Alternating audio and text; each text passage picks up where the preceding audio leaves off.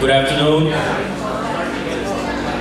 On behalf of the Green Party of San Diego, welcome to our discussion on Palestine, humanitarian crisis that's going on there, and political policy within the U.S. that's affecting us, working people, and globally to situation happening overseas.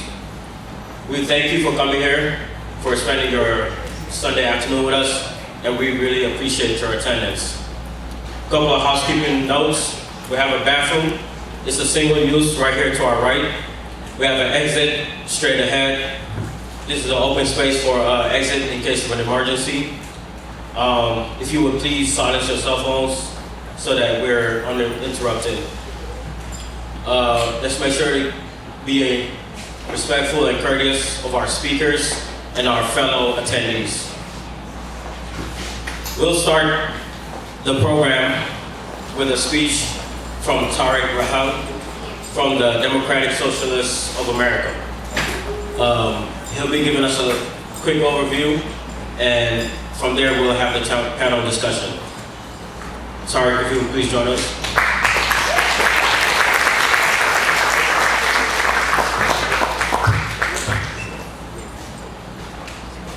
All right, thank you, Ibrahim, for introducing me, and thank you all for being here. I'm Tareq Rahhal. I am one of the co-chairs of the Palestine Solidarity Working Group with DSA San Diego. And I'm here to give a brief overview as to why we're here and what we can do to further stop the Imperial Corps from committing this genocide. So we're gathered here because for 2 years the world has watched a live stream genocide unfold in Gaza.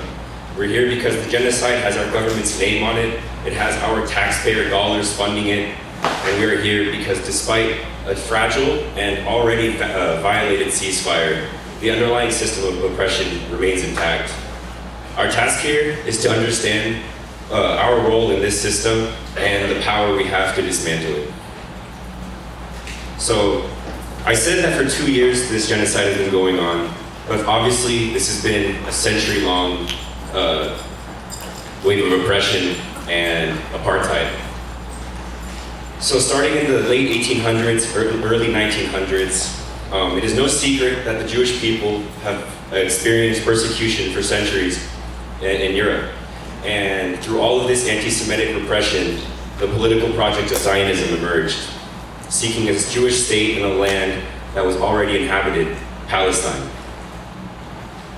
So moving on to 1917, a British foreign minister, Arthur Balfour, promised a land it didn't own to a people not yet living there, entirely ignoring the indigenous Palestinian population. It was this promise that allowed military and violence to take the land of the Palestinians, leading up to the 1948 Nakba, or the catastrophe. The violent establishment of the State of Israel led to the mass expulsion of over 750,000 Palestinians from their homes and destroyed over 500 villages.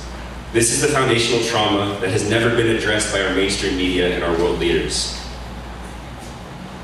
Continuing on to 1967, the Six-Day War, a war that Israel started by attacking all of the Arab countries around it and doing a massive land grab throughout the region, ended up with their military occupation in the West Bank, Gaza, and East Jerusalem, an occupation that continues to this day.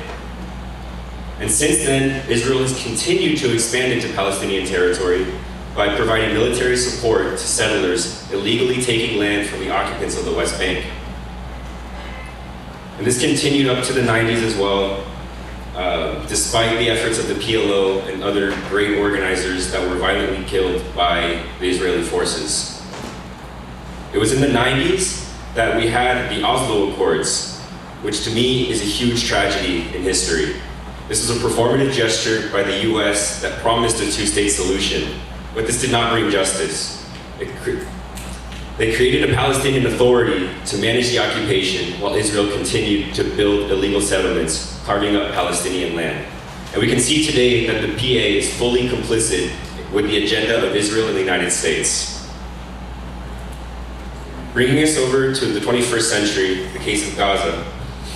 Over 2.3 million Palestinians are trapped there, most of them refugees from 1948.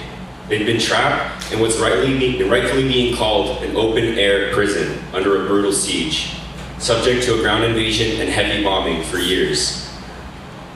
And now, the US and Israel continue to use their same playbook of complete military dominance to enforce their apartheid and attempt the ethnic cleansing of the Palestinian people. This brings us to today and our role as US citizens. We live in the imperial core.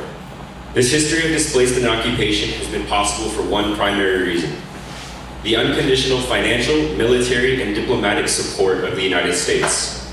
The bombs dropped on Gaza are largely American.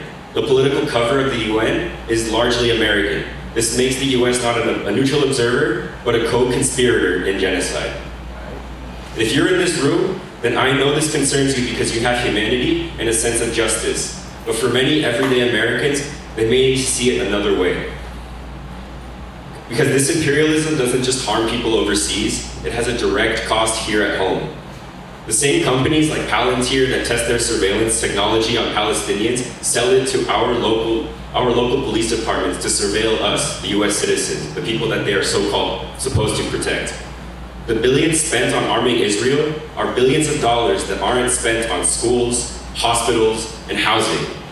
A military foreign policy abroad fuels a militarized and neglected society here at home.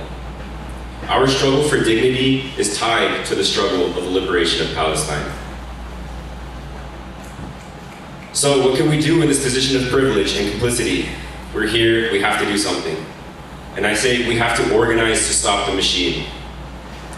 There's a few concrete avenues of action that we can take. This is not a comprehensive list, as there is so much work to be done, it cannot just be listed.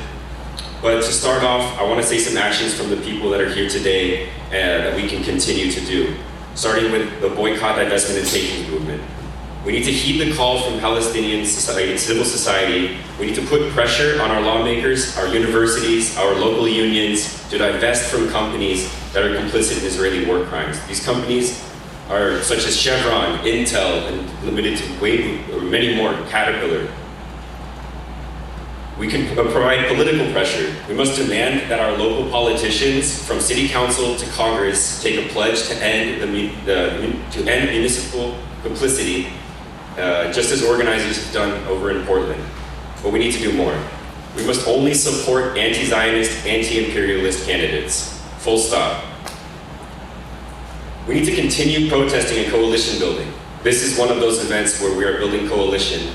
And yesterday we had the No Kings protest, which is more of a march, but we also had a big Palestinian contingent to make our voices heard. That's the only way to get people to be aware, is to keep going, keep making our voices heard, keep disrupting in every way we can.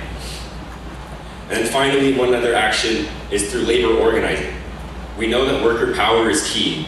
The workers have the means to prevent weapons from being loaded onto the ships and airplanes going to Israel. And for now, we see unions such as unions and the San Diego Labor Council passing resolutions, calling what is happening a genocide, calling for a ceasefire. While that's great, it is not enough. We need a full arms embargo to literally stop the weapons from making it to Israel. And the workers have the material capacity to do that. So just to conclude, just because we have a temporary ceasefire, it is a testament to the pressure that we have put so far. It is a symbolic gesture, but it is a testament. It's not justice. Justice is dismantling the apartheid system. Justice is the right to return, and justice is a free Palestine from the river to the sea. This is a long struggle, so I please urge everyone to get connected, to form groups if you have to join local orgs. We have plenty here today. We have Pals for Palestine, we have Code Pink, we have DSA San Diego, and many more that are doing great work. And we can do more, so please, if you're not already organized, please find an organization. And to close, we know that history is watching, so let's be the generation that stood on the right side of it. And I would like to, one last thing to say is that we are not going to free Palestine. It's the people of Palestine that will free Palestine. Thank you.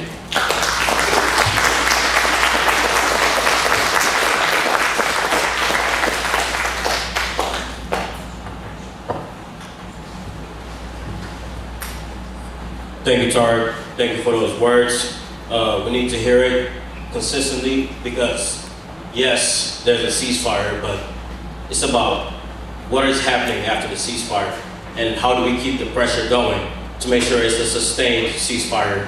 And if Israel violates the ceasefire, that they face the consequences that come with that. So now we'll start with our panel. I'd like to introduce the esteemed guests that we have. If Sister Homayra Yusufi could join us. She's with the Partnership for the Advancement of New Americans.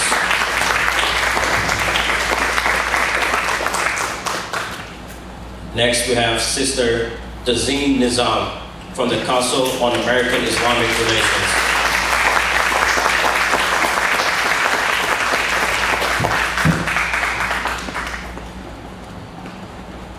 We have Mohamed Erekat from the Students for the Justice of Palestine.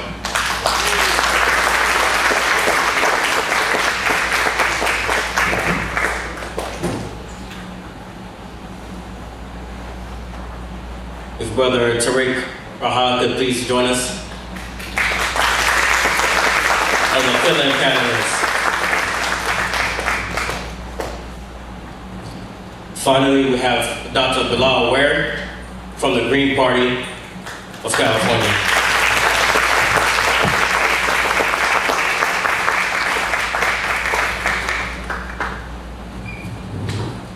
To our panelists, thank you for coming. Thank you for sharing your knowledge, your experience with us, and we're looking forward to hearing some of your answers to our questions.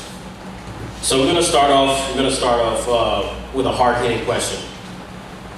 What influence do lobbying groups like AIPAC have on U.S. foreign policy, particularly regarding the Middle East? And how can everyday citizens counterbalance the outsized influence of lobbying groups? We'll start with Sister Tazheen.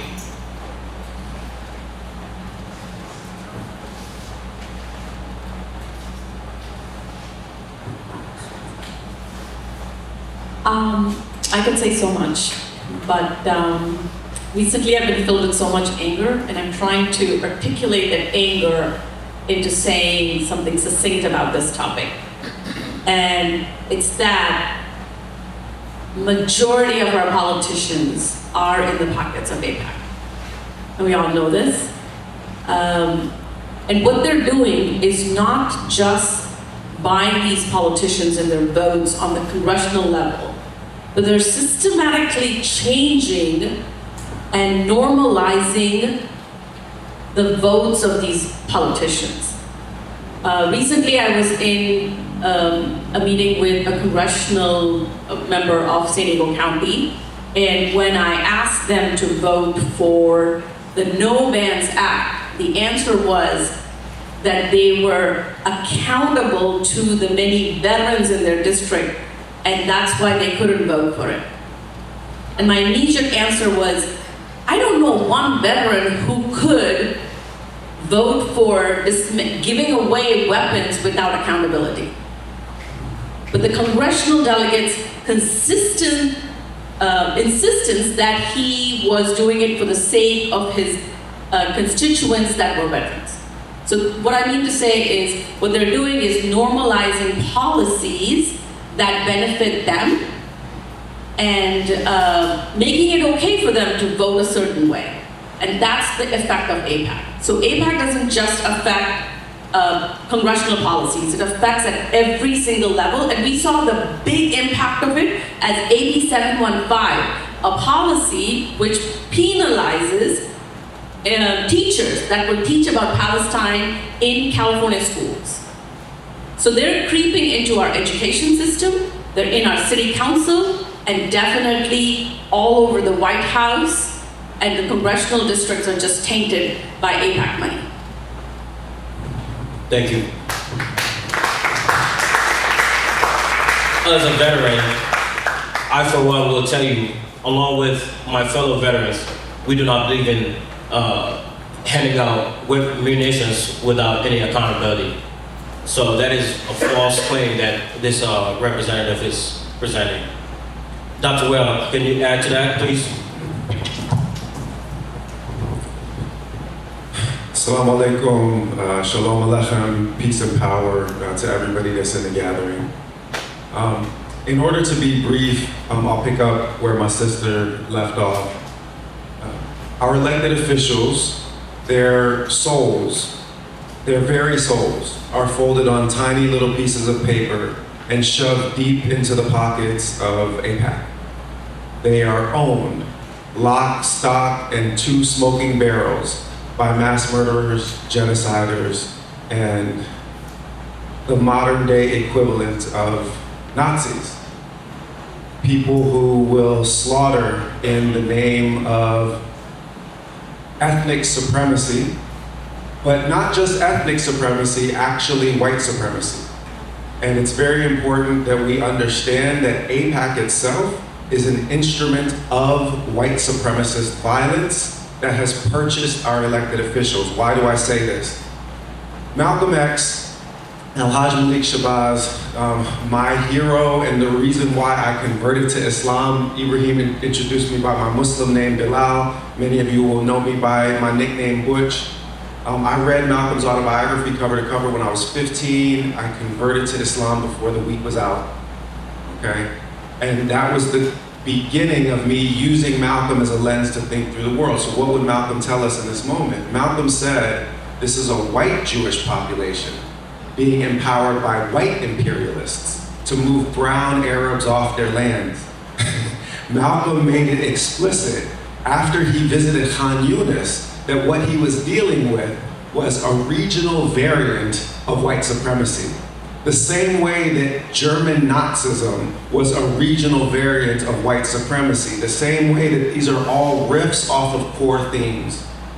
The Nazis copied American Manifest Destiny. And the Zionist project, which funds AIPAC, is an extension of the same settler colonial violence that spilled indigenous blood all over the lands that we currently occupy. When you understand the interconnectedness of those struggles, then you realize that when you are combating AIPAC and its influence on our contemporary politics, you are facing the same evil that Malcolm faced in his time. You are facing the same evil that inmates at Auschwitz faced.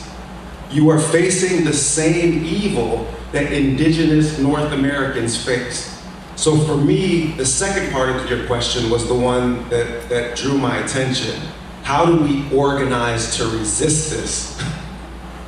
And I hope to expand on this in further answers to questions, but I'm just gonna say this at this point in time.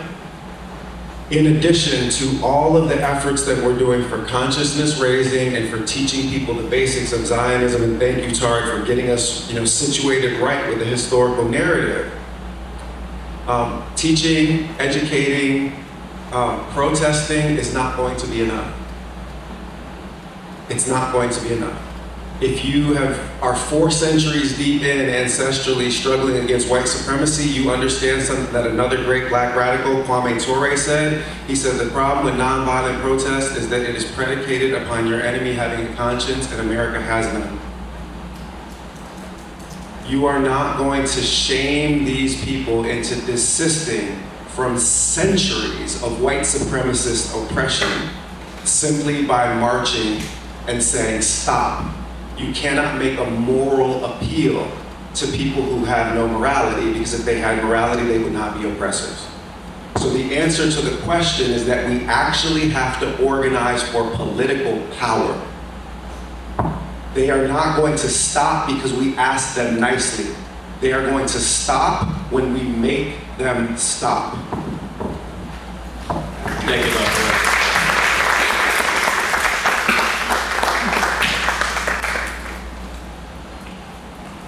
Question for you, we'll start with Sister Homayra.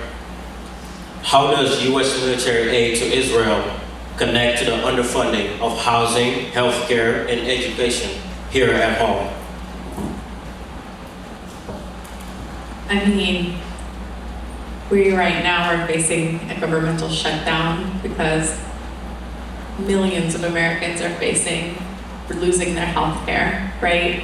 The one ugly bill was passed that is undercutting healthcare, basic nutrition benefits, right? SNAP benefits for immigrants, for anyone low income is going to be severely impacted by this. So we are seeing that. We're seeing that the administration just cut out essentially all of the folks who offer special education assistance, right? I am thinking about my nephew and the millions of children who are in need of those services, who are no longer receiving them, or are no longer soon to be receiving them, and just the situation that we are at as Americans here, right? And at the same time, seeing just this billions and billions of checks being sent, right, to arm Israel and to continue to arm Israel. Despite the ceasefire, we continue to see this, right? And we are all suffering because of that, right? At a global level, we're seeing the harms that are existing. We see the injustices happening all over the world, right? And the folks who need actual humanitarian assistance that maybe the United States could actually provide to help people, right? And how that's just been torn away, right? I'm from Afghanistan. There was a UN program that used to assist, providing basic food and nutrition to Afghans, no longer exists.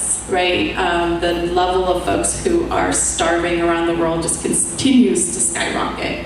And in the midst of this, we're seeing where our government, not only the administration, right? Like I think that's really important to outline. It's not just the Trump administration that's doing this, right? It's the Democrats, it's the Republicans, it's everyone is aligning themselves at this point to harm us, to harm the American people. Right? And that's the state of the world that we are in today. And I think the longer it takes for the public to understand the reality of where we're at today, the more we're going to continue to suffer. Yeah. Thank you, sister. Brother Mohamed, could you please add to that? How funding overseas wars basically affect housing, healthcare, and general quality of life for Americans here at home?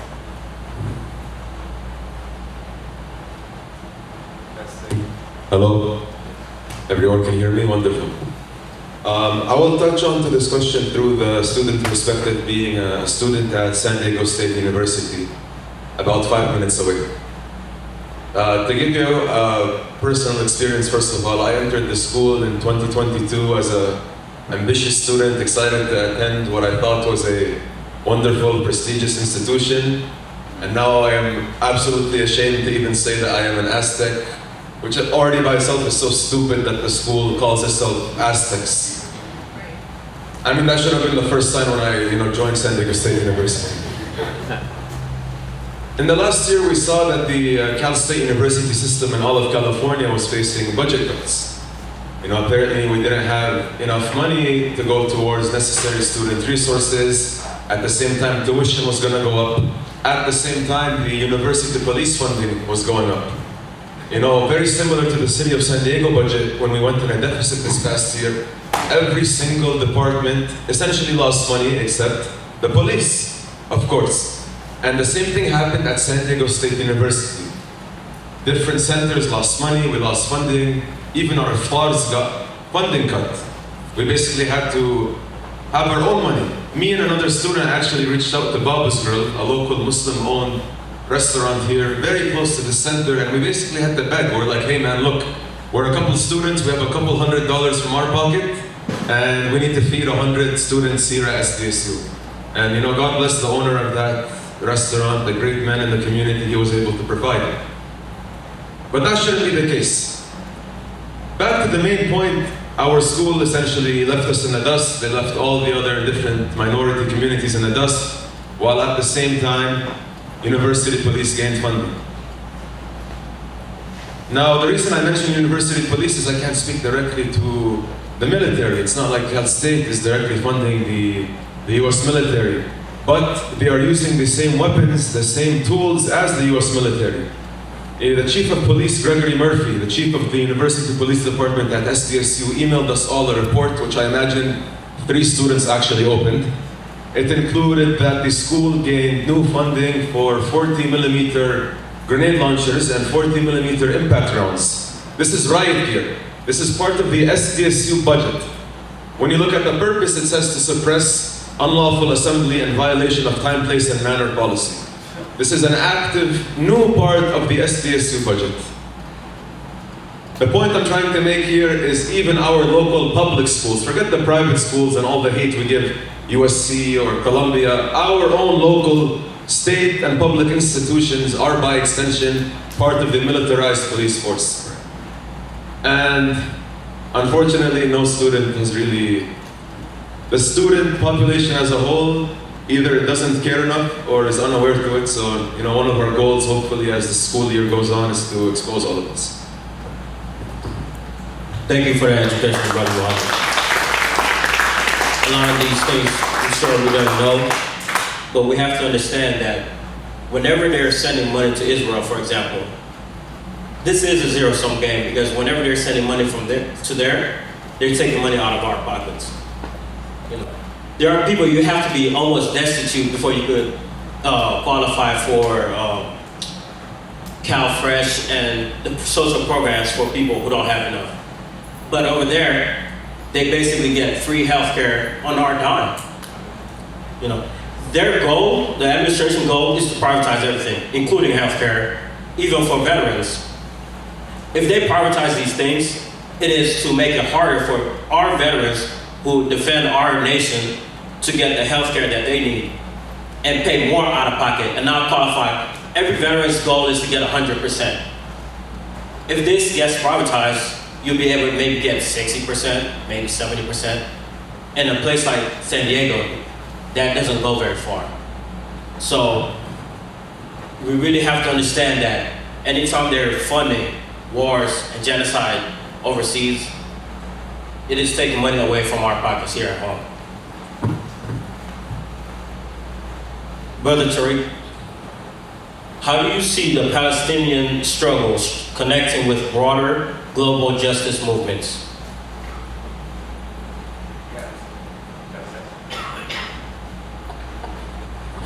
Hello? Perfect.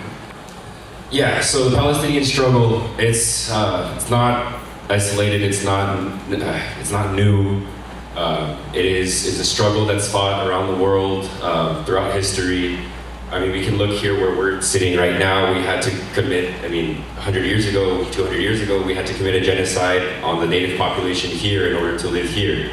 So there's that connection there where we're reaping the benefits of that. As well as, it goes to show that the people have to organize, the people have to resist, the people have to stand up for themselves in order to stand up against these capitalist forces that their only incentive is profit. There is ideological reasons,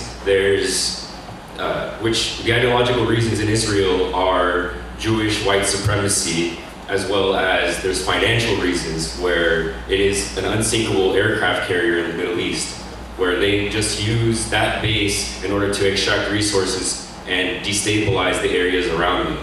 So just because it's happening only in Palestine doesn't mean it's isolated to Palestine. We've had this happen across the world. We can look at Jakarta, we can look at Burkina Faso, we can look at almost every country in South America.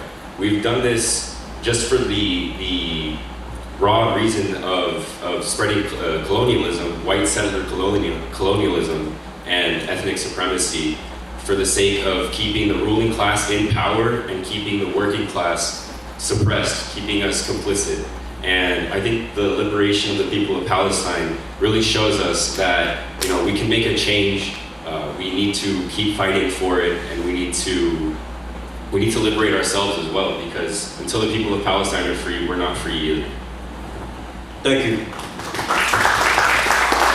Dr. Ware, can you answer that, please?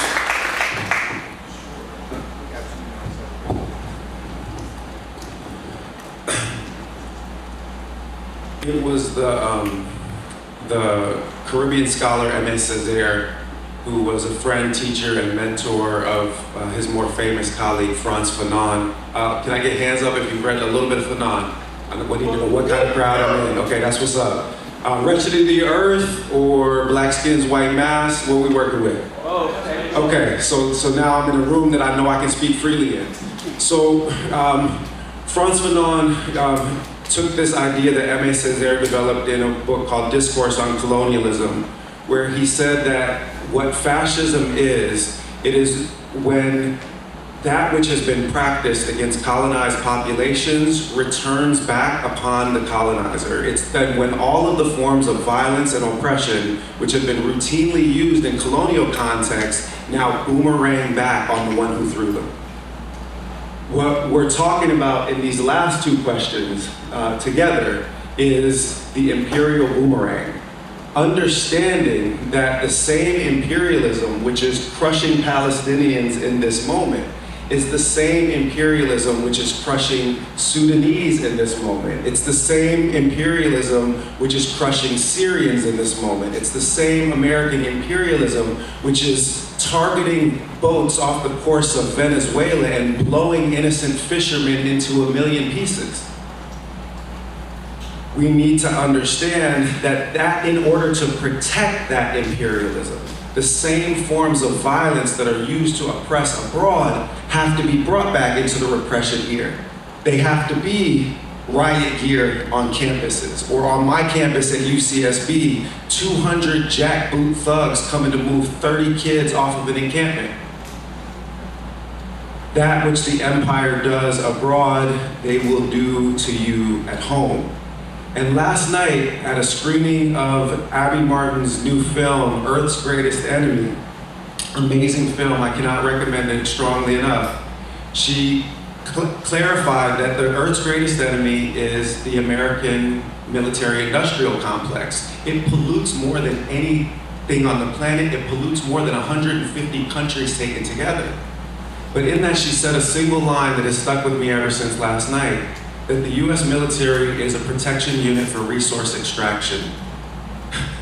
It is a protection unit for resource extraction. That they are there to guard the pipelines that extract the resources, that they haven't had another function.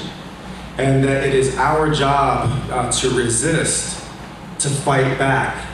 Because in the end, if we fight back against that landed aircraft carrier, it was Caspar Weinberger, Reagan's Secretary of Defense, that called Israel the unsinkable battleship of the United States in the Middle East. That it's there to facilitate resource extraction all throughout the region. If we understand that the liberation of the Palestinians is our liberation from the police state, because it's the liberation from the empire that crushes us all at home and abroad and destroys the planet and pollutes it in the process. We are fighting for our very survival when we stand for Palestine. We are fighting for the air we breathe. We are fighting for the water we drink. This is not about just having empathy for people that may or may not look like us or pray like us in another part of the world. This is a matter of our very survival. And if we understood what was at stake, we would organize with more discipline and more rigor and more resolve. The last thing that I'll say, because I'd be tending to hold these mics too long, and I'm an MC, don't give me a mic, you'll never get it back. The last thing that I'll say is that we actually have an incredible opportunity in this tragic and dark moment. Because I told you that I read Malcolm's autobiography. I didn't tell you that the night after reading Malcolm's autobiography cover to cover in one night, I went out and checked out an English translation of the Quran from my public school library. I read that cover to cover the next night. I took my Shahada before the week was out. That was my entry into my personal faith tradition of Islam, which I share with our panelists here, but it was also my introduction into the Black radical tradition. But I learned this thing in the Quran that I found true across all of our faiths and philosophies, all of our sacred and secular traditions. This is a universal truth. All empires fall. all empires fall. The United States empire, which is the most dangerous instrument of surveillance and death dealing ever to exist in human history, is nonetheless doomed if we would organize to resist it.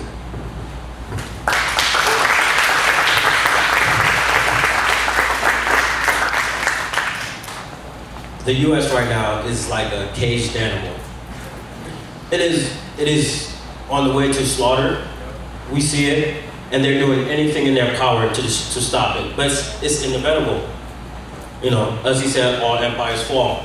And, you know, the Palestinian struggle is connected with a global struggle because in Congo, there are so many hands at stake there. You have the Chinese, you have the Saudi, the UAE, you have the Americans, and there are other groups there, private groups, all trying to steal the resources. And the government, you can't root for the government because the government allowed a lot of these things to take place. They allowed child exploitation, resource exploitation. So, but the Palestinian struggle is easy because you say, it's the Zionism, is the full stop enemy. Congo is harder to discern who the enemy is. But we must always remain educated and be aware of what's going on in these global issues.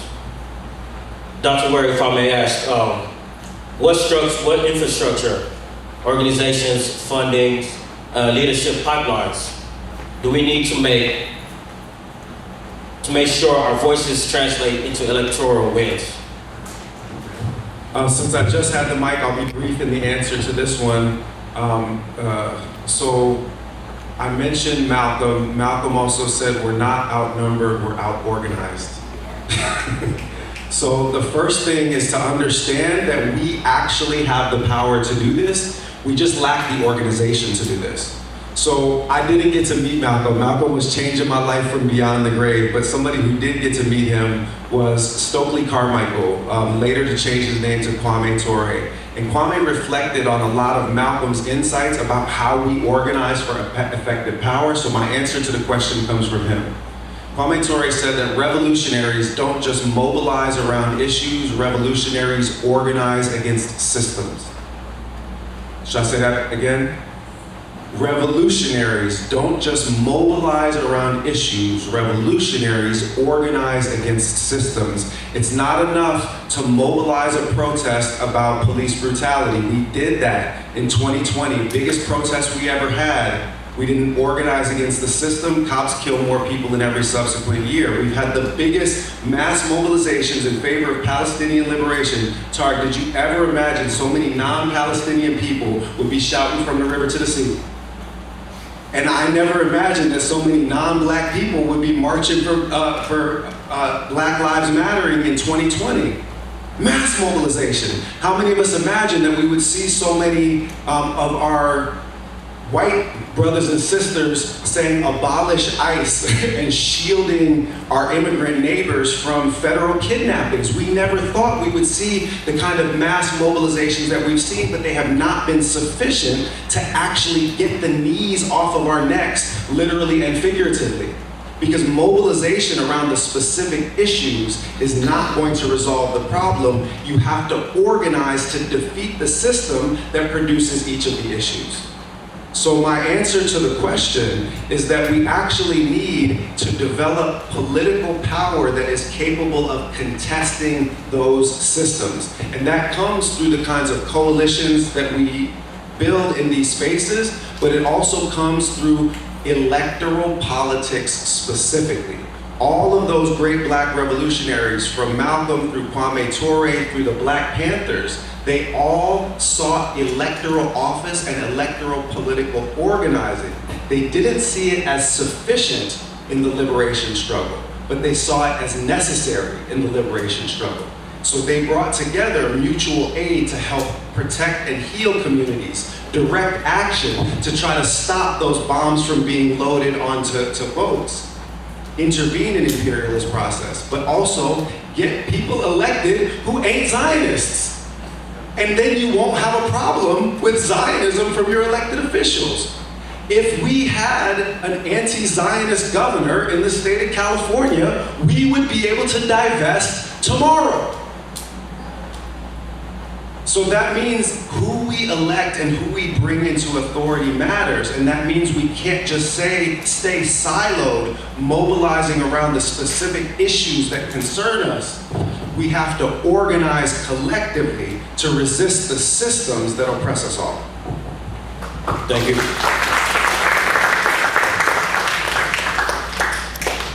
Sister Tazheen, what does real Muslim civic power look like to you? Not just representation, but power. Exactly what Dr. Ware said. Getting BDS passed in a state like California, where we consider it a blue state, where we consider it a friendly state, where we are progressive except Palestine. Having this state divest is real power. Our ability to call our mayor and say, we want you to put a ceasefire resolution on city council and vote, our city council members and vote on it. Our mayor to call the imam when we have an attack on the mosque. That's the kind of power we're talking about in San Diego. Because our mayor, our city council members, our congressional delegates in San Diego County have not had the morality to talk about the Palestinian struggle. The death tolls in Palestine have just kind of phased them. They have not said a word about it. And that's the power we're lacking. Our ability to not have one elected official in here, that's the power we're lacking. The morality of our elected officials, or the lack of morality, rather, of our elected officials, is the lack of power. And having that moral compass is what Muslim power would look like.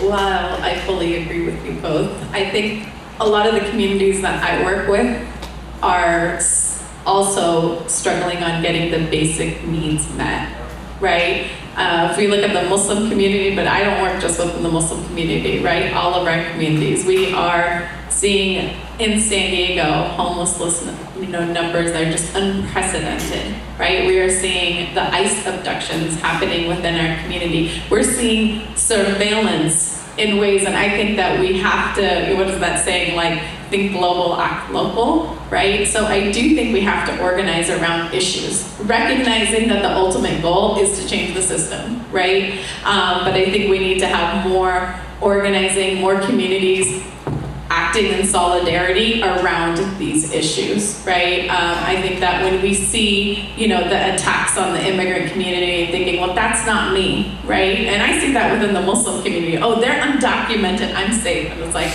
are you freaking kidding?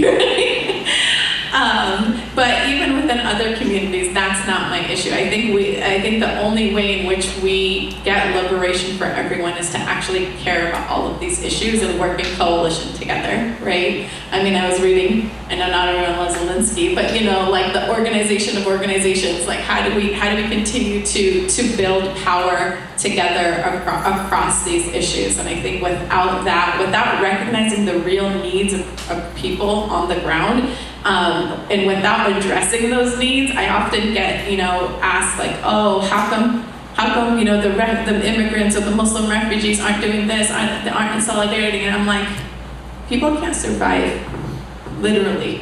They have no food for their families, right? And so how do we address those real needs? How do we make sure that the police brutality that's happening, the surveillance, the continued funding for police, and the militarized system that we are here in San Diego in this border community, if we're not fighting back against that, right?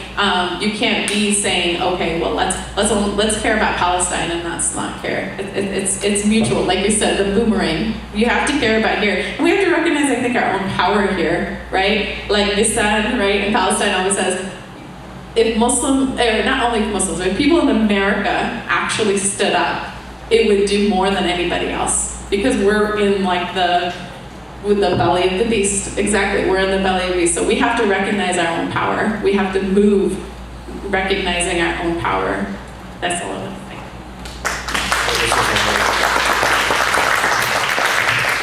say. Thank you for mentioning surveillance, because we will have a question on surveillance. Brother Tareq, what role do everyday Muslims, not just activists, play in creating the conditions for our candidates to succeed? So our everyday Muslims, we can use our voices. You don't have to be an activist to have a voice. You can stand in solidarity everywhere you can. Can you repeat the end of that question, please? What role do everyday Muslims, not just activists, play in creating the conditions for our candidates to succeed? Yes. So our everyday Muslims are part of our communities, and I believe that community organization, community solidarity is huge. With a strong community, you can spread word, you can make people aware of which candidates are Zionist or not Zionist, which ones have your best interests in mind, which ones are funded by AIPAC or similar capitalist donors. By forming communities, especially the Muslim community, because growing up Muslim, I know that we have a huge, strong sense of, not to keep saying the word, but community, because we pray together on Fridays, we have dinner almost every night when you can with the family. It's a huge community. We play sports together, we're at the park.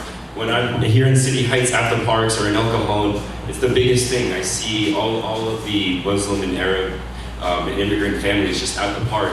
I'm not seeing, typical multi-generational Americans there forming community. They're probably doing it elsewhere, but I think that the Muslim community, through its generosity, through its love, and through all of that, has a huge power to open people's minds and set the foundation to help each other out in order to spread this awareness and just be as like-minded as we can be, even if we don't agree on everything. As American Muslims, we have a very diverse range of opinions and beliefs, but we can at least start with the fundamentals. We can take care of each other's backs. And I think that's the biggest thing is, you can't do activism if you're hungry. You can't do it you probably can if you're unhoused and hungry, but it's a lot harder.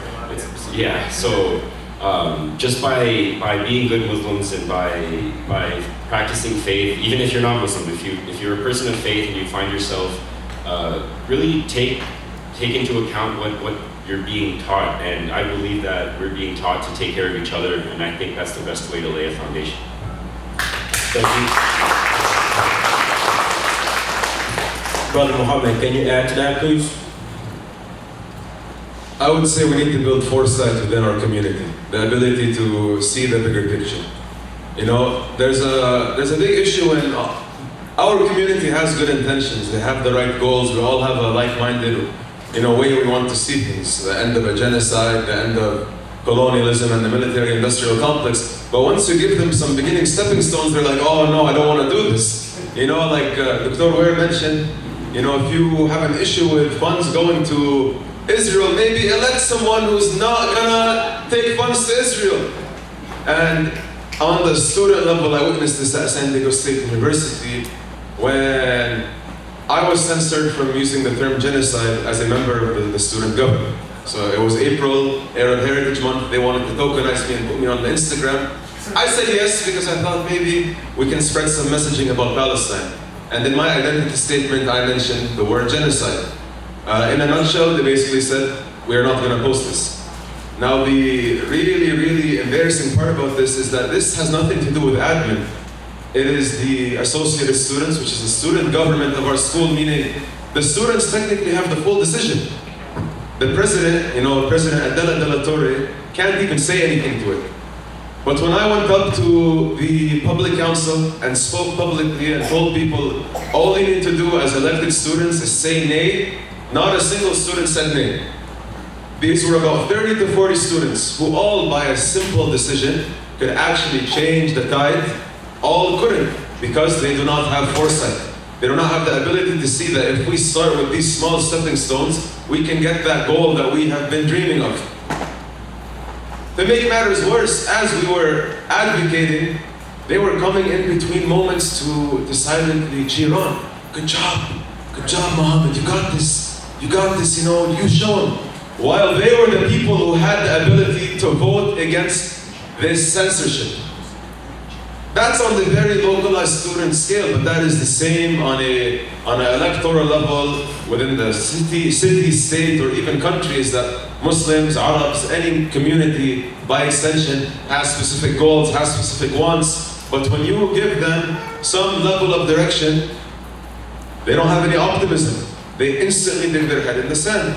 And it's not their fault. These are the people who immigrated from war, who had families lost. And so the answer to this, in my opinion, is building that foresight. We need to be able to build this revolutionary optimism to show them that even if you, for 5 generations, have lived in destruction, you can be the one to turn the tide so that the generations after you do not have to live in that destruction.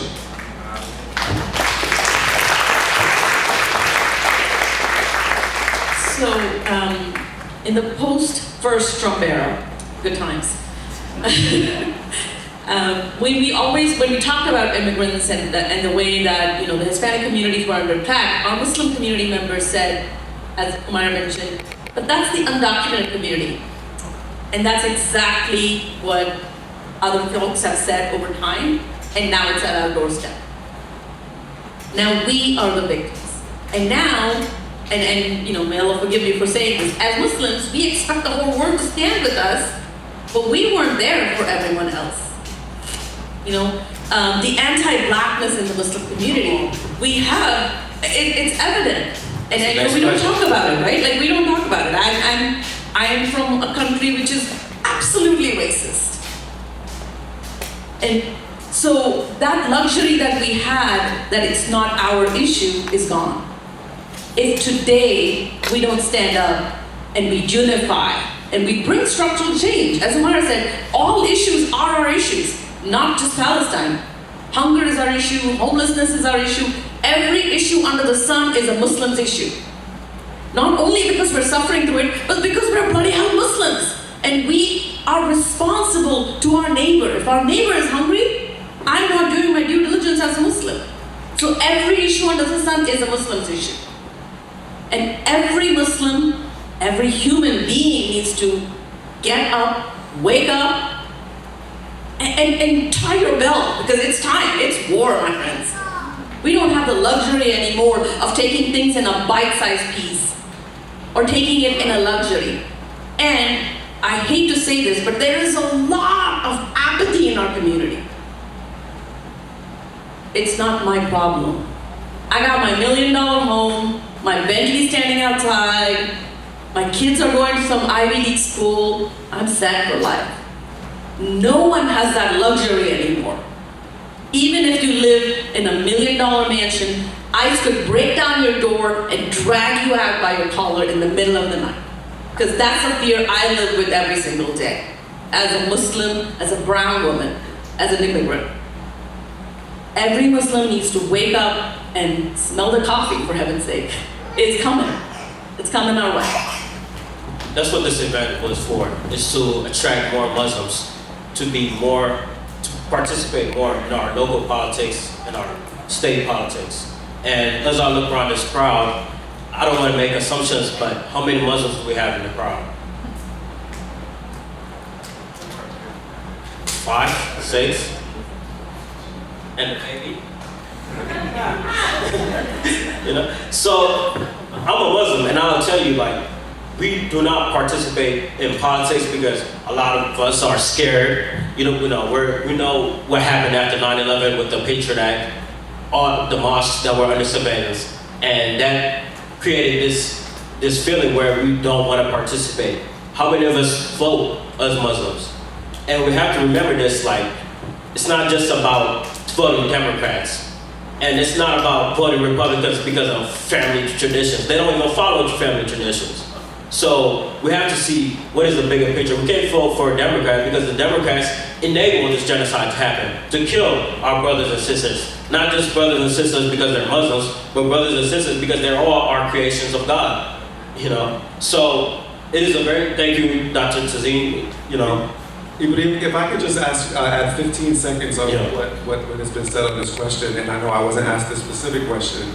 But I also, I share the assessment of the anti-blackness, the political quietism, the way that we should be rooting in our values and sense of community, but we don't always necessarily do so.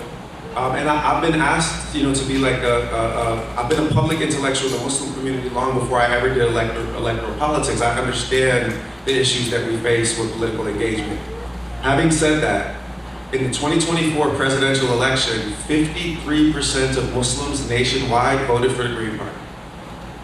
53% of Muslims nationwide voted for the Green Party, and only 20% voted for Team Blue Genocide, only 20% voted for Team Red Fascism. And that is not something that is even talked about in our communities. Many of our community leaders don't even know this. It's not part of our narrative.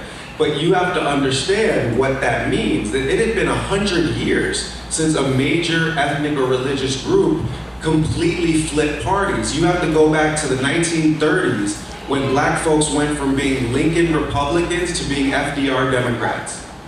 And the Muslims didn't just switch parties inside the same duopoly. Muslims led the exodus off of the plantation altogether. And we haven't given one another credit for that. We haven't raised that up. Yes, it's true that we've got a lot of hard-headed political quietists and closet racists in our community. We know this. And at the same time, at least the Muslims could reach moral clarity on not voting for either genocidal party. So I think that there's an opportunity for us to lean in, not just with the critiques that we can as family level against family, right? It's different when it comes from outside the community as opposed to when it comes from inside the community.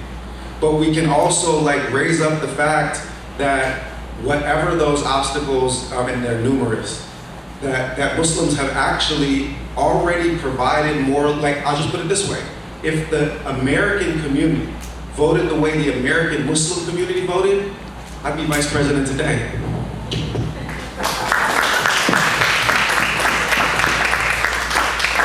We'll continue on this topic, Sister Tazheen. Muslim communities often stand alongside Black immigrant and refugee communities. How do we strengthen these coalitions without watering down our own priorities? So Dr. Ware quoted one of his heroes. I'll quote mine. My late husband used to always say that the Muslim community needs to be so grateful to the Black community, because without their struggle, without their victories, you would not be able to walk down the road with a hijab on. You would not be able to live in the part of town that you choose. You would not be able to run for office. You would not be able to vote. So we as Muslims owe an enormous amount of debt to our Black brothers and sisters who have given us all these freedoms.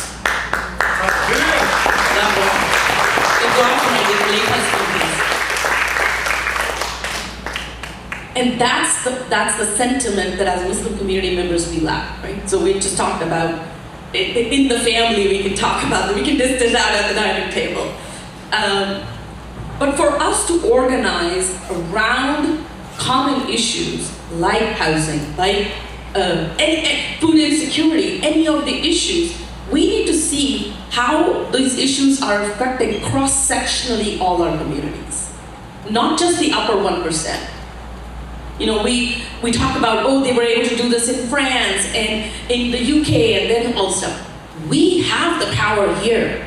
We are able to do it if we could just get on one page. And we can't get on one page because while some of us are fearful, some of us are robust, not everybody, I don't expect everybody to sit here and be able to say this, because a lot of fear exists in our communities. A lot of issues exist in our communities. But people like me who can say this, who have the courage to be forward-facing, if I don't say anything, then shame on me, right? So the responsibility lies on all the Muslims in here and many more out there, because we have the ability to change the narrative, to change the institutional structures that are oppressing our communities, to change the Black narratives that we have been following for generations. So we have the power. We can do it. We can make it happen. Thank you, Tazheen. I'm always like, she says it all, Michelle. So, I mean, first I want to say, like, many of you who are here are allies in the struggle, right? So just appreciate you all being here on a panel full of Muslims. I think that as someone who has done this advocacy work, for 2 decades now, I think that our community is often seen as suspicious, right? I think that what I am seeing with this global movement around Palestine, right, to me also looks at like, wow, people are not only recognizing the humanity potentially of Palestinians, but also Muslims. Because as an Afghan, I'll just say, there was a war on terror.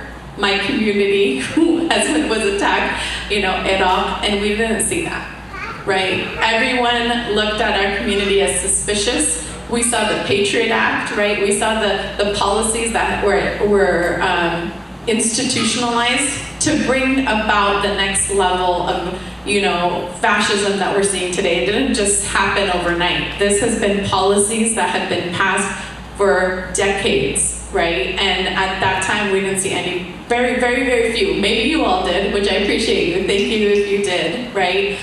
Who did stand up for us and who are now recognizing the common humanity and stepping up, right, to be in solidarity with one another. So that's really beautiful. I think we have a lot more to go. I think in the political landscape, in the local coalition work, I still feel like, I don't know if other folks in this room doing advocacy work, I still feel like I have to prove myself because I'm a Muslim in the room, right? Am I actually in solidarity, right? Do I actually believe? Like those kinds of conversations, those kinds of questions don't always happen with other people, but somehow it's ingrained to suspect something else if you're a Muslim in the room. Right? And so I think, for all of you all here who are allies, I encourage you to continue to have those conversations within your communities, to reach out to us. We're already here working with you, but like the fact that we can't constantly be like, oh, as like a Muslim minority, we have to be in solidarity, we have to go out, right? Like folks have to come to us too, and how do we build solidarity together for folks reaching out and identifying those ways to work together? So I just want to add that. Thank you. Dr. Ware, in a climate of surveillance, Islamophobia, and censorship of pro-Palestinian voices, how do Muslims protect themselves and build visible influence during such a high-stakes election season?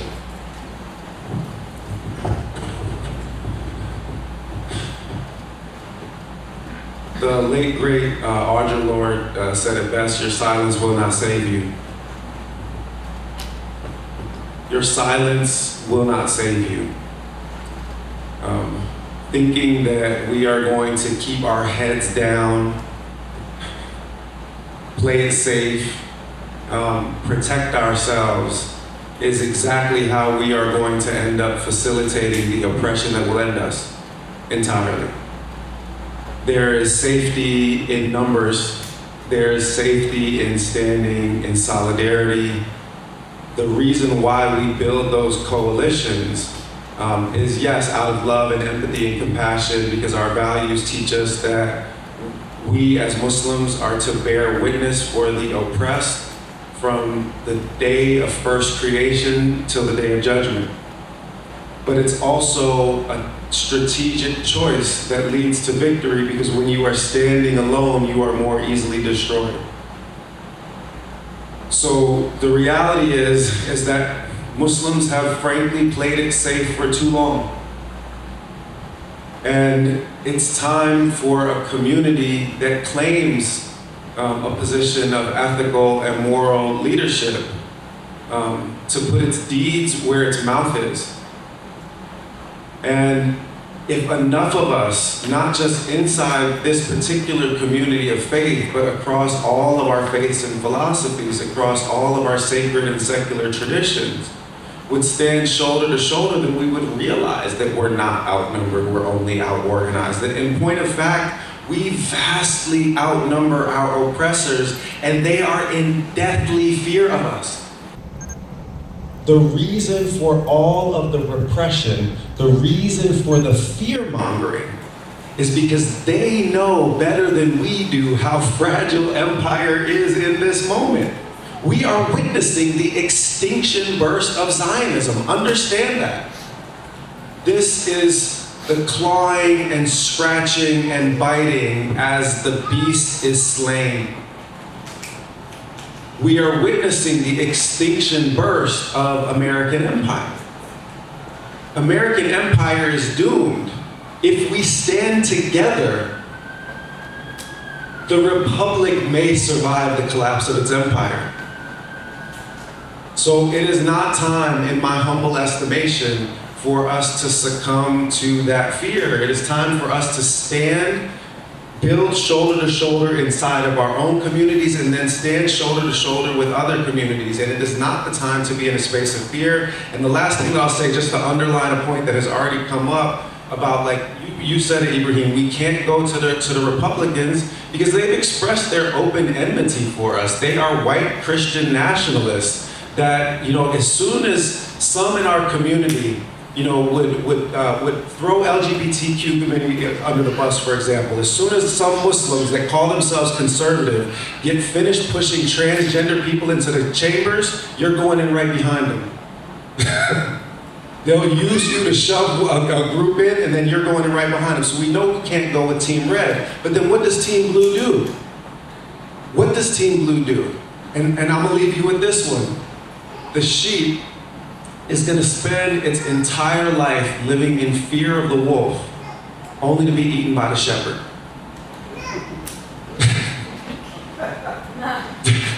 Team Blue is going to be telling you, the bad guys are over there. The Republicans, the fascists, they're dangerous. Go out and march against those fascists, those dangerous white supremacists. Stay close to me. Stay right here real close to me. Do y'all see the picture? When we stand and when we rise and when we stand shoulder to shoulder, we cannot be standing with either of those two genocidal entities. We have to speak with a new voice and organize for a new politic. And that's why listening to the Muslims who opted out of that duopoly for the first time in history, that is the path forward that is best prepared to keep us safe, because that is actually the beginning of a true anti-imperialist, anti-racist opposition.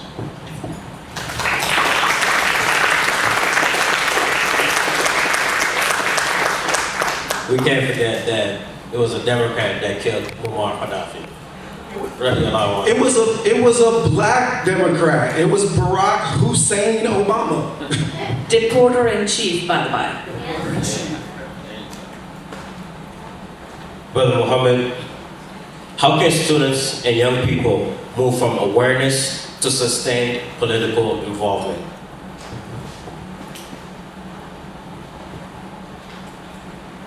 In the way that Dr. Ware just described the need for us to stand hand in hand, it applies the exact same to students. What you have, the current dynamic in universities, I would give the most accurate example from in San Diego State University, is no one is willing to stand hand in hand because they've already given up.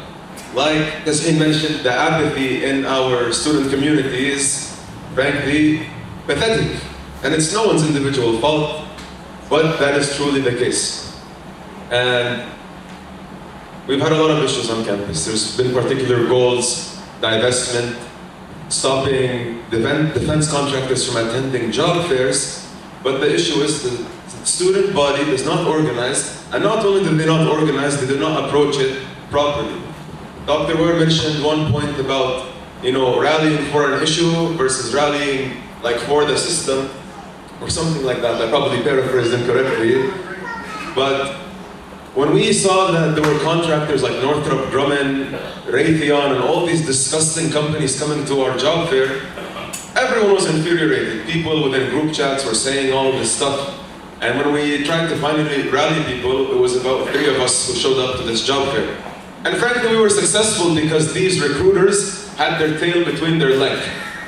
I remember vividly that the recruiter of BAE Systems was going to security, the campus security, to complain about us. 3 students, mind you, we were 1 guy, me, and 2 girls. So the majority of these protesters were girls, and this man was coming to complain.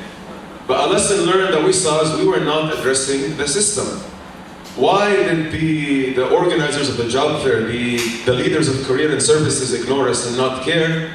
It's because there are contracts and entire sponsorships and connections between the military and at San Diego State University, these defense contractors. When you think of the term like the military-industrial complex or the revolving door, you think that's like once people are older, but we have that even in our campus. First of all, we have something called the capstone project, which all engineers have to take. What is a capstone project? It's, in a nutshell, free labor for engineering companies. And for aerospace majors, these companies like Northrop Grumman, Raytheon, Lockheed Martin come with specific research that needs to be done for things like the wings of a F-35, and the students do it for free with the hope that they might land a job after. At the same time, there's a program called Troops to Engineers, where veterans can come and attend SDSU to gain an engineering degree with the essential guarantee they're going to land a job with Lockheed Martin or another defense company. As long as the students do not stand side by side, this will continue. And we don't really have that right now. And I don't think there's any magical way to essentially make it happen or to somehow stop these defense contractors within this semester, within this year. But there needs to be a removal of individualism. There needs to be a removal of an aspect that if I dig my head in the sand, I'm going to be okay. Just as the fellow panelists mentioned. And if we don't have that, we will never attain the goals we want. Thank you. I just want to add on the school campuses thing. I mean, of course, we're talking about college campuses, but the Islamophobia is so prevalent from our K-12 systems. 54% of the kids on campus are bullied, and only 33% of them actually come forward and complain because they don't have the structural support. They don't trust their teachers, they don't trust their counselor to be able to do anything for them. We see this happen on campuses across San Diego County all the time. As far as campuses like SDSU, we see that they don't have the support system of their own professors. I sit on what they call the Blue Ribbon Task Force on San Diego State, and the president is just basically dangling a carrot in front of us all the time and is not willing to make any structural change. And one day I just blew up and I said, I need a meeting with the president, otherwise I'm going to show up outside her office. And lo and behold, they gave us a meeting next week. And I'm going to be very angry in that meeting, so Allah forgive me and protect me. But I want to say is a lot of our students, and this is, spending a lot of time on UCSD and SDSU campus, are very afraid for their futures, and rightfully so. But I want them to understand that today's fear is only going to translate into a lifetime of submission into this narrative of we have to play the perfect victim, and we have to play the meek Muslim, otherwise we're not going to get far. Because you make the change today, brothers and sisters, otherwise for a lifetime, just be ready for the cowering and the subdued human being that you're going to be for a lifetime. So take your pick today. Model minority does not work. Model minority does not work. This is our last question. We'll start and with Brother Tareq. When we leave this room today, what are 3 things we can do to continue to build political power against Zionism, capitalism, and imperialism? That way we may advance the goal of collective liberation. Yeah, so 3 actions we can take before leaving this room is 1 is to please go to one of the tables over here. Shameless plug for the DSA table, because we have the Palestine Working Group. Everyone else here is doing really great. If you're not already organized, please get organized. Like Dr. Ware said, we're not outmanned, we're out organized. If there's any sort of mutual aid that you can get a part of, food distribution, ICE patrols, anything that does community building, please do that. That's outside of these larger organizations, that is in your community. That is something you can start yourself with your neighbors. And lastly, just don't be quiet. Stay saying things. Stay posting. Be annoying if you have to. I don't care. Just keep the word out and just know that, you know, it's not inevitable that, it's not inevitable. We will be working, we will work together, and with solidarity, we can topple the ruling class.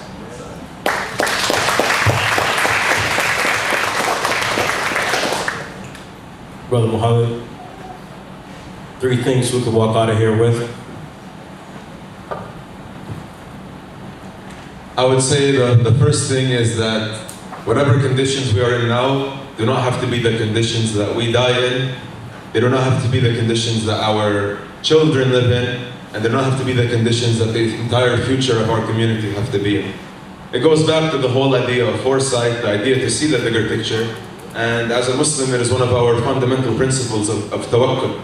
There are some things that you can't see directly in front of you, but you have to have faith. One has to be able to take the leap of faith, to be able to take an action although they do not see the direct result in front of them. I would even refer to a non-Islamic principle.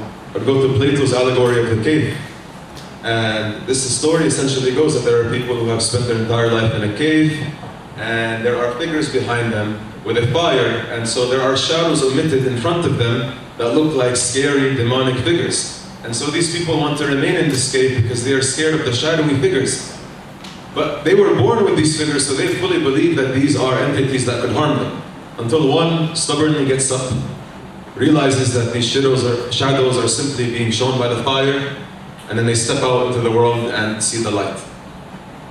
And when they come back to try to tell the people, look, I just left and there's light, the people are like, no, there's shadows here and we can't leave. These people are going to kill us. It goes back to the same thing of one of us gains hope. It's not simple that once we have hope, we can just tell everyone else to follow in our footsteps. We have to be leaders. We have to be leaders, and we have to lead by example, and we have to show protection and opportunity for our communities. You know, we can't be so harsh on our communities and the people who have more apathy, especially those people who have trauma from their past. You have to lead by example, and you have to have that firmness, and you have to be able to mend your ideas and mend the way you communicate so that you can recruit those people. And I am absolutely hopeful, even in the student community, although things are very harsh right now, and much is going to be done. Much is going to be done very soon.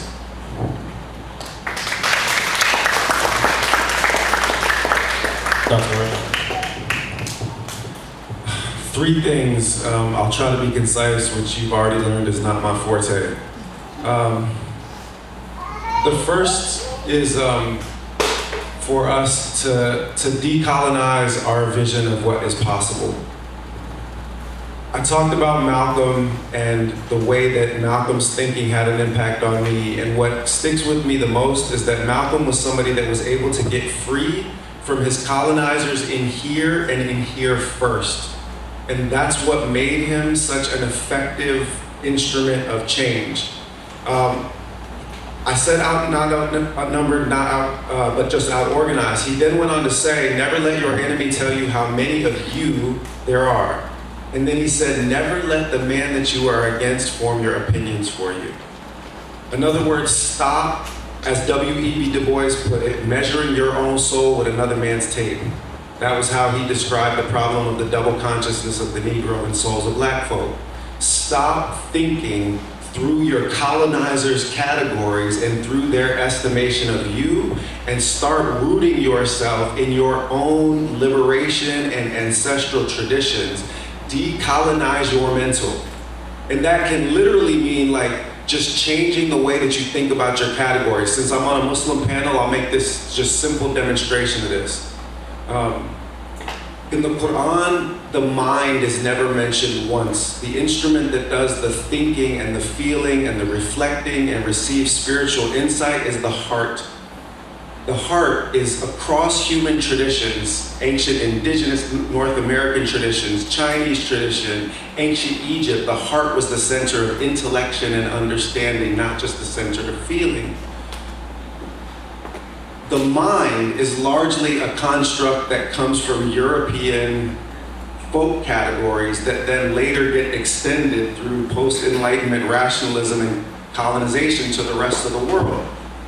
If I ask you to point to your mind, you're gonna go like this, but that's your brain, that's a physical organ that exists inside your head. The mind is a concept. Well, if even the organ that you think with has been provided to you by your colonizer, how will you ever get free? Mind your heart. Decolonize your heart. Use categories that are internal to your traditions to deprogram from the conditioning that you've had. That brings me to my second point. So first, decolonize your thinking. Second, use the traditions of our sacred past and our indigenous traditions to heal from what empire has done to you. I sat with Sufi teachers in West Africa for years, and what I gained most from them is that if you do not fix what the world has done to you and what you have done to yourself, then you can have all of the aspirations that you want to about changing the world, but you yourself will compromise your efforts. Unless and until you have healed from what empire has done to you, then you are guaranteed to reproduce the traumas of empire. You can have a socialist structure, and it will definitely be better than a capitalist structure. That's super easy. That's the lowest of all possible bars. But if everyone is still bearing the trauma wounds from the previous empire, then we are going to inscribe those trauma wounds into socialist systems and compromise the whole little thing. If each individual brick in the edifice is crumbling, then what difference does it make which blueprint you used? Heal from the trauma and call on our sacred and secular traditions for spiritual restoration. Call on our faiths and philosophies, because we were making people into people for thousands of years, 10,000s of years, 100,000 years before white supremacy or imperialism or capitalism came into existence. Root yourself. So decolonize, then heal. And then the last part is fight. You have to fight. You cannot believe that this is going to come without a fight. And that means literally, like, learn to fight. I was doing MMA training with volunteers 2 mornings ago. I was doing bench press competition with some San Diego Pyrus this morning, and boxing training. Armed self-defense is important to the Black liberation tradition. If you live inside a society that is not going to protect you, then you need to learn how to protect yourself. And Malcolm said that we do not call self-defense violence, we call it intelligence. And when I was asked what Malcolm might have said in response to everything that happened after October 7th, I said, well, I don't know, and I don't want to put words in Malcolm's mouth, but I know how we would have answered the question, do you condemn Hamas?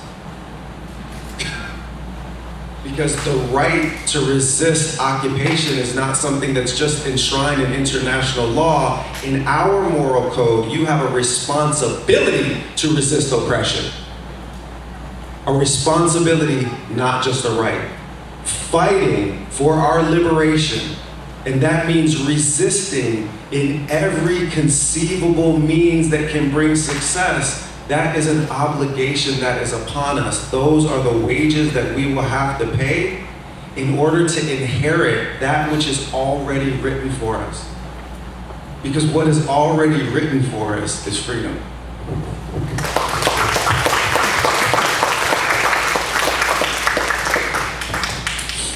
Since we've been leaning more on faith discussions, I will start with something that the Palestinian people have shown us. They are our heroes of today. They've shown us to be thankful. So when I go to my fridge and I open my fridge and I don't have the right vegetables in there, I don't have a right to whine about it, because I get to eat what I want when I want. I'm not starving for days. I have enough food to feed an army if I choose to. Being thankful for what we have. I don't get complain that my child didn't do her chores, because guess what? She's alive and well with all her limbs, and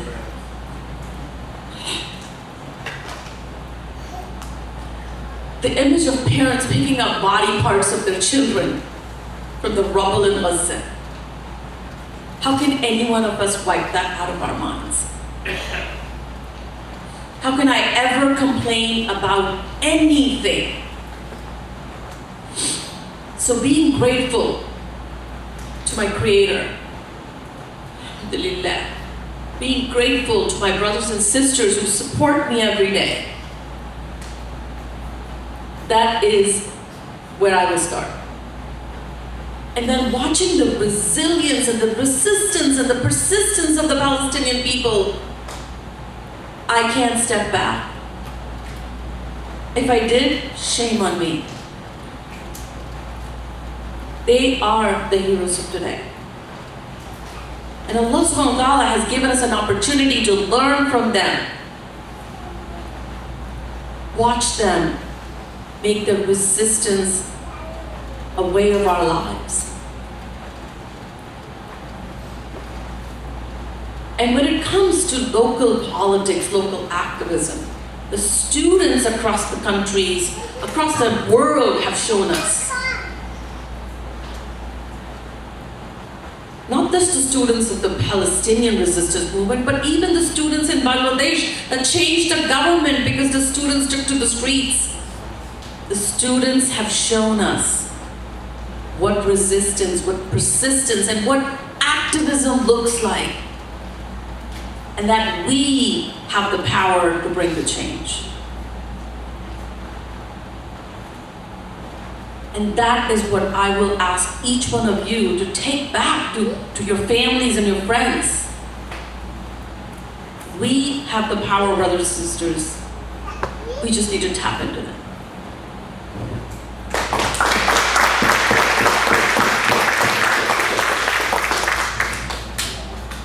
All right, so I feel like I'm glad this is being recorded because I'm gonna have to re-listen to everything to really let it soak in. I'm gonna give you all some practical things that I think you can do today.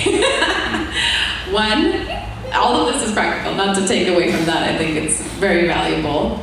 But one is our immigrant community is being attacked, and what we can all do today is first provide mutual aid to our communities who are under attack. PANA has an Immigration Legal Defense Fund. This is partially because the administration has astronomically increased legal fees to be able to seek asylum, right? And so for folks who have immigration needs, we have a legal department, and this fund is going to go directly, 100% of it goes directly to support folks with filing fees and other emergencies that come up for individuals that are immigrants. So please, please, please, if you want to support that or other forms of mutual aid, there's different forms happening through our communities. If you have more questions about how to support those and how to support the institutions that are working on the defense of our communities, let me know. I'm happy to talk about it afterwards.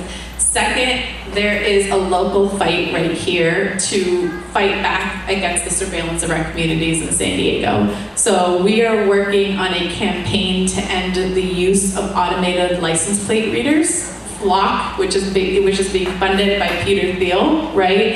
And so that is happening right now. The Privacy Advisory Board is set to make a decision in November. So if you all want to plug into the Trust SD Coalition, we have Khalid Alexander over here for Pillars of the Community, PANA, CARE, multiple organizations who are engaged in this work. Please, please, please join the fight. We need all of us. Council wants to continue to give these tools, continue to give whatever the police want. And we have to stand back and say, no, this is not what we need. This is a attack on our civil rights and our liberties, and the fact that this just technology is leading us, continuing to lead us into fascism. So please, please, please fight that. And then tomorrow at City Council, there is an ordinance being passed called the Due Process and Safety Ordinance. So folks are in San Diego City Council, y'all can come at 2 p.m. This ordinance is essentially restricting local resources from supporting immigration enforcement. So not only that, but other communities, folks who are seeking reproductive care, the right to free speech, all of those. So please, please, please come to City Council tomorrow if y'all are available. Thank you.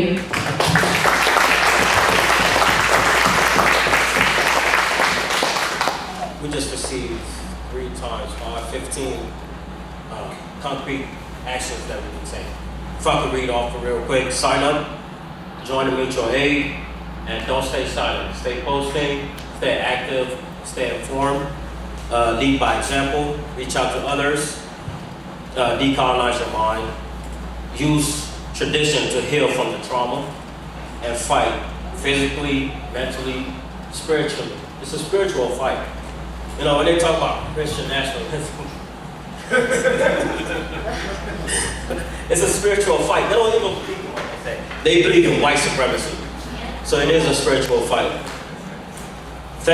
Being thankful for the opportunities and the blessings that we do have. Being able to meet here on a Sunday afternoon, not being in fear of our lives, is truly a blessing. And we pray to Allah to extend these blessings to those going through hardship. Resistance, always maintaining resistance. Mutual aid, again, fight against surveillance. Sister Homayra will give us more details on that. And the due process and safety ordinance. We don't have a lot of time left. Do we have any questions from the audience?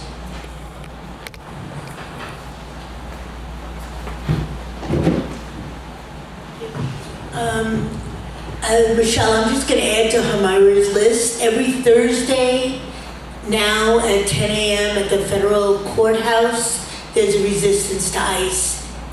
So it's generally 10 to 11:30-ish, or at least that's what it was this week. And different groups host it for week by week. Last week it was ACE. This coming week I think it's SCIU 221. So feel free to come, and it's getting ICE out of San Diego.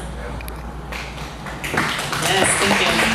And there's also folks who are going to the ICE courthouse to provide accompaniment. So if you all want to get involved with that, Detention Resistance leads that. It's great work. Any other questions?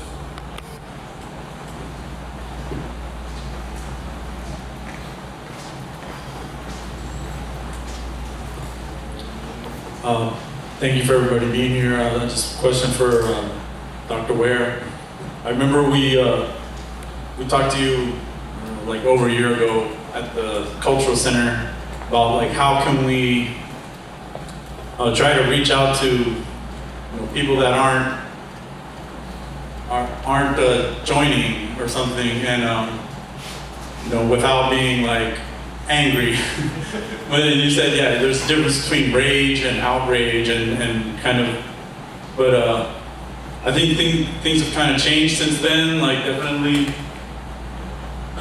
no, I don't know if it's for the better or not, but definitely we've created community and humanity, but yeah, we just got attacked the other day by some MAGA people.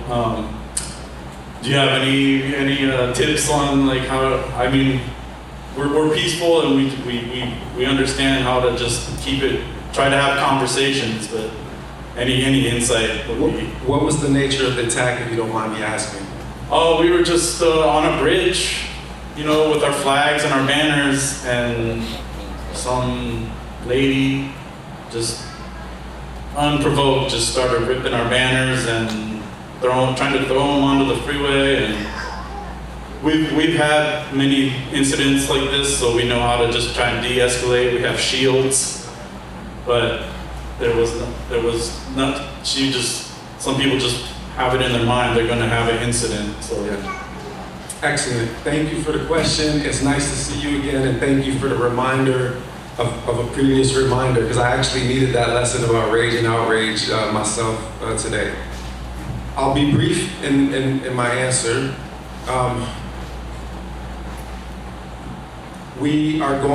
Things are going to get worse before they get better. America is reverting to its pure original barbarism. need you to understand what that means. The pure original barbarism of America is like hanging black people from trees, and we're seeing that again. The pure original barbarism of America is slaughtering indigenous populations wholesale, women and children, when you can't beat the men in battle. They never won a single battle. What they always did was that they were willing to slaughter in inhuman ways human beings. So you are going to see them reverting to that pure original barbarism, and you must be prepared in basic ways. That's why I asked the nature of the attack. It's a mask off moment. If there is an actual physical threat to your safety and survival, then you need to protect yourself. And you need to organize your communities for their protection. You need to especially organize to keep women and children in our communities safe. That is important. The second piece is that when it is this kind of venting of that white supremacist hatred that expresses itself predominantly in symbolic and rhetorical form, we respond with discipline. We respond with discipline. We do not allow ourselves to be provoked into emotional responses that compromise the success of the mission. The reason why I gave that reminder, which comes from one of those West African teachers, Sheikh Uthman Dan Fodio, may Allah be well pleased with him, he said that insufficient anger is blameworthy because it causes you to sit silent when people's rights are violated. You're supposed to get angry when people's rights are violated. But excessive anger is blameworthy because it causes you to lose your judgment and to respond without clear thinking. So we need to cultivate disciplined responses, because part of what they're going to seek to do is to escalate, to get us out of our game and off of our square where they can inflict more harm upon us.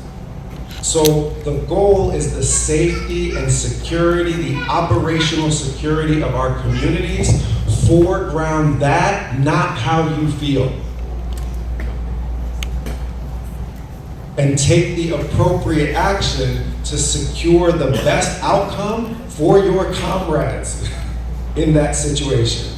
And that's part of the reason why we have to be healing from the traumas that have been inflicted upon us. I sat with Sekou Odenga. Sekou, God rest his soul, Muslim brother. He was one of the brothers that freed Assata Shakur from prison. Black Liberation Army, and he did 33 years.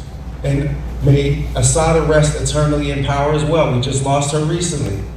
When I sat down with Sekou Odenga before he passed at UC Santa Barbara, he said, so many of us, we had a right, of course, to self-defense. And we were always being persecuted and hunted by the police, but so many of us hadn't healed from the violence in our background that we were too quick to reach for the peace. The peace is there for protection. So work on the internal discipline and then the organizational discipline. Last piece that I'll say in response to this. I didn't finish the point on outrage versus rage. So learn to channel your outrage at the oppression into forward-moving action and not into rage that causes you to respond in an excessively emotional way to any situation. Because the thing that we're trying to do is actually secure an outcome. The last thing I'll say with this is Fred Hampton. Fred Hampton was very critical of certain kinds of escalationist tendencies in SDS and the Weathermen specifically. And for those of you that know the history, these were white leftist groups that had very, very positive intentions, but didn't always move in disciplined ways. And Fred's point was that it is not revolutionary to lead people needlessly into harm's way. Because revolutions are rooted in love, and love is predicated on care. So our focus on like self-defense is actually about self-defense. It's actually about protection. It's not about like, you know, responding when provoked. Quite the opposite. It's about maintaining operational discipline when provoked so that the outcome of liberation is facilitated rather than compromised.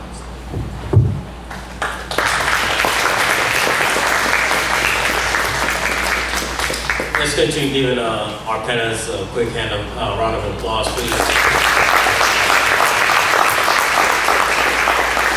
We'd like to thank Sister Homayra, Sister Tazheen, Brother Mohamed, and Brother Tareq. Thank you for your time. Thank you for your everything.